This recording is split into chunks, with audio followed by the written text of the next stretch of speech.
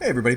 I was just recently listening to reports on Brexit because I just find it fascinating. I know it's a weird thing that I find fascinating, but in it they were talking about how one of the main reasons that people of England, with so many people went out to vote, why they did vote against it to secede from the EU, is because they weren't happy with the terms of it, and it's to me it's pretty funny if you look at history for how the tiny little island of the British Empire ruled how many other parts of the world. And how most of those places that England ruled weren't very happy with some small little area that they got no say in had rule over them. It's pretty funny. I find humor in it. The fact that they weren't happy with the way that Brussels was treating them. And if you're not familiar with why I mentioned Brussels, look it up. It's I find it's humorous in the fact of historical kind of they got kind of what they put onto other people, where the majority of their goods they didn't have a say so of how anything went, kind of like what they did with a lot of their colonies. So I just found that humorous, and yeah, it's strange how as history shifts and different worlds become powerful in different aspects. Right now, the U.S. is quasi-ruled by China, and there's probably a bunch of people out there that would say, no, it's not. Oh, bull. It totally is. When you have major corporations, sporting teams, people, Hollywood, movie producers, movie makers, all TV shows even. Yeah, so media's there, corporations are there, factories are there. Yeah, pretty sure sports. Yeah, pretty much we are quasi-ruled by China. They have billions of dollars worth of our debt, and it's not a bad thing. It's actually kind of a good thing. If you're not familiar with why, there's videos out there that explain the differences in the pros and the cons to national debt. So it's really strange, especially considering we are no longer on a gold standard. We're in fictitious standard, like most countries are. And the reason it's fictitious is because it's truly, well, the money gets you the money. It doesn't backed by silver or gold or anything else. No precious metal, no precious stones or whatever. And precious stones really don't exist because there's plethoras of most of them. They're not as rare as people think that they are. Those are controlled by different mining corporations, and they control the markets on that. And if you're not familiar with that, again, do some research. It's out there. It's not hard to find.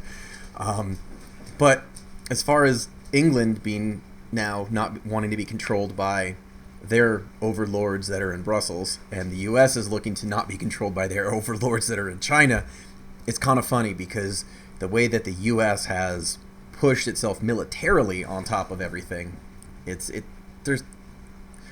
funny about it. I find humor in it. I know not everybody does, but I try to look and see as other countries as they're the exact same thing we are. They're people. They love their families. There's good and bad in everybody.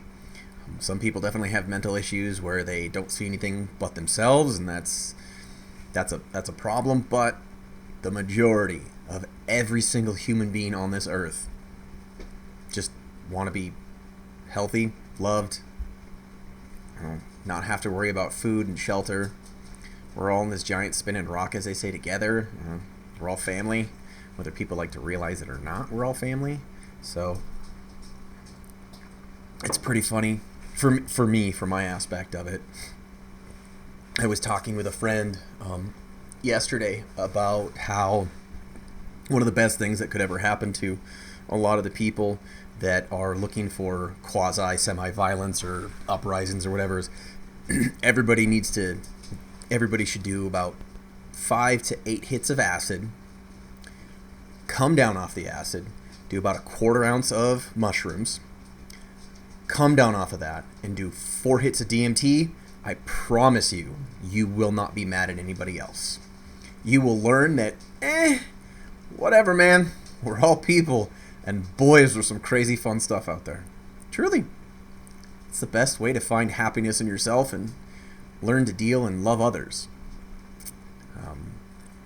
Now, not everybody, it would be great for everybody to do that, because some of us out there, some humans out there do have mental problems that can be triggered by said stuff. But if you know that there's no history of schizophrenia or bipolar disorders and that sort of thing in your family's history, then it's probably pretty safe for you. And the biggest part about all of those drugs are there is no fighting it. You're not going to sleep it off, for one. You can't say no after you start it. It's like, oh, I'm done. No. There is no waiting. There is no counter to it. You're not going to overdose on it. What's another beautiful thing about it? If you know someone that you could have as a babysitter to watch you to make sure you don't do anything crazy, which the likelihood of you doing something crazy on those doses is very, very small. You just open up your mind and body a little bit more. But yeah, that's me. I myself, I enjoy those things. Those are wonderful. Haven't done them for quite a few years, but still doesn't mean they aren't very, very helpful tools that we all have in our tool bag. Unfortunately, the United States government doesn't find those as wonderful as a lot of people do, and a lot of other governments have found for treating multitude of things. The whole war on drugs has been a war on poverty and war on people. It affects all of us. Strangely enough, it affects a lot of veterans out there that want to use marijuana to not have pharmaceuticals in their body. But it's just something that, I thought about while I was talking about the whole Brexit thing that just popped in my head and said, why not? Screw it. I'm in front of the camera. Yeah, so anyways, those are just some of my thoughts on Brexit when I was listening to it. And when I actually first heard about Brexit, or I shouldn't say first heard about it, when I knew they were going to vote on it finally, my wife and I, we were on our honeymoon doing the Camino, which is a really, really, really, really, really long walk. When you start off in France and you go all the way to the coast of Spain, it's like 550 some miles, which is absolutely wonderful. And then we were in Portugal for after that. But when I heard that England separated and they voted to say yes on Brexit, I knew for a fact that I thought, oh, if they went for Brexit, the U.S. is totally going to vote Trump in. And I was right on both accounts. But it's just funny. I find humor in it all. I have no idea what's going to happen with this election. It's a crapshoot. Again, like I said before, I couldn't vote for either of those two parties. There's just too many things that are demonstrably wrong with them.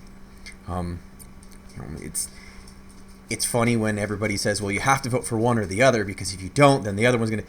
That's literally what abusers tell their victims. Well, you have to come back to me, because otherwise you won't be safe, or any other amount of poppycock. So that's exactly what the voters and United States citizens are. We are abuse victims of the Democrat and Republican Party. Massively. So anyways, this is me using my voice. Remember to use yours. Don't be a mushroom. If there are things that you are curious about that I spoke of, look it up. Don't always just use Google. There's a lot of other search engines out there. Not saying you need to use Bing, but try DuckDuckGo for once. Anyways, I will link to some maps of what the British rule was, just because I think it's funny that how much of it owned, and then look at Brussels, how small it is, and how much the European Union is being in charge of, and now it's Brussels that's telling everybody what they can and can't do. Anyways, all right, you guys take care. Much love out there. Bye.